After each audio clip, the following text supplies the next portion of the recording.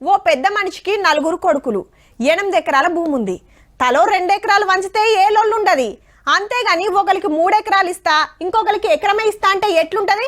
చల్ గిరేం తరికాని మరల పడతారు లాస్ అయ్యేటోళ్ళు.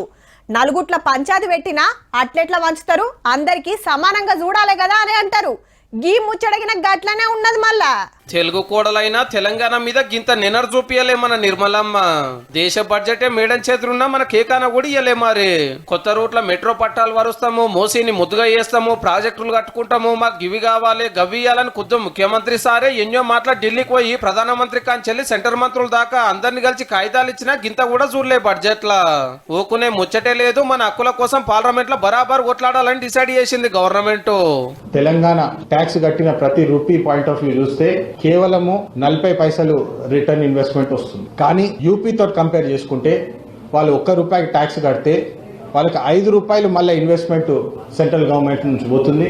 అదే ఆంధ్రాకు పోలవరము, విశాఖ స్టీల్ ఫ్యాక్టరీ, ఓడరేవులు, బ్రిడ్జులు, రోడ్లని 30,000 కోట్లకు మీద ఇచ్చిండ్రు. ఎందుకంటే సెంట్రల్ గవర్నమెంట్ లో చంద్రన్న పార్టీ పొత్తున్నది కదా, కృషి చేస్తానికి అన్నట్టు. ఇక అసెంబ్లీ ఓట్లు వస్తున్నందుకు బీహార్ కు శితం ఇచ్చిండ్రు. 8 ఎంపీలు బీజేపీ గెలిచింది, 8 ఎంపీలు కాంగ్రెస్ గెలిచింది. కానీ 8+8 16 కాదు, గుండు 0.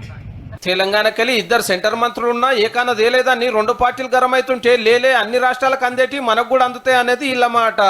90% అబోవ్ స్కీమ్లలో తెలంగాణలో కూడా లాభం జరుగుతుంది. కానీ తెలంగాణకి ఏమి ఇచ్చారనేటువంటి ప్రశ్న మరి ఈ రకంగా రావడం ఏదైతే ఉన్నదో అది మంచిది కాదు. 3 పార్టీల ముచ్చట్లు చూస్తే బడ్జెట్ మీద లొల్లి బగ్గనే ఉండేటట్టున్నది.